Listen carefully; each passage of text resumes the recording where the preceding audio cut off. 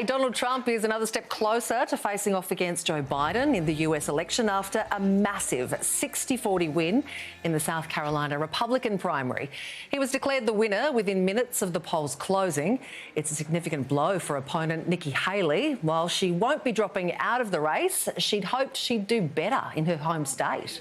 An even bigger win than we anticipated, and I was just informed that we got double the number of votes that has ever been received in the great state of South Carolina. So that's pretty good. So it's a record ×2. Well, Steve Clemons joins us now from Baltimore. Steve, can we just assume at this point that Trump has got the candidacy for the Republicans in the bag? In the bag. I mean, right now he's showing every state he runs in, Midwest, up north, down south, and we're coming up to Super Tuesday. He's pulling ahead, and he's got no real opposition. So if he's got so much momentum, why doesn't Nikki Haley just drop out?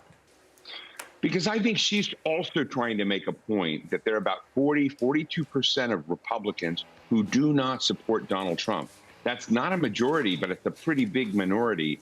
And at some day, she thinks the Republican Party may get over its Trump fad, and she'll be the one standing there in the future to potentially be a presidential candidate in years ahead. Steve, is there another angle here where Nikki Haley's actually staying in the race because she believes that between now and the election, the law might actually catch up with Trump? Well, Nikki Haley is in fact waiting for something to happen. Maybe Donald Trump implodes because of something he says or does. The truth is that we already have polled most Americans, and they don't care about convictions. And guess what? You can run as a convicted felon for president of the United States. And when you kind of go out and tell people, if he's convicted, if he's a felon, will it affect your vote? And it will not affect enough people from what we know about their attitudes to change the outcome on this. In a surprise to no one, Trump has said some pretty outrageous things recently. Look at this. The mugshot, we've all seen the mugshot. And you know who embraced it more than anybody else? The black population. It's incredible. And then I got indicted a second time, and a third time, and a fourth time. And a lot of people said that that's why the black people like me, because they have been hurt so badly and discriminated against. Is this kind of language doing anything to hurt Trump? Well, it hurts him with independents. Certainly with Democrats, you would hope it would at least cause some people to step back. He's basically saying, hey, I'm bonding with black people because they're in jail so much like me.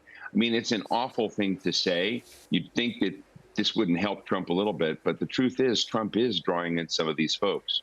You mentioned Super Tuesday, which is the day that the most number of states vote in their primaries. It's coming up on the 5th of March. How significant do you think that'll be? I think it will be the Donald Trump punctuation point that he has won overwhelmingly. We will probably see, Biden and Trump both anointed that day very definitively, where the race is just, now we know it's just the two of them. Steve Clemons, thanks for your time. My pleasure.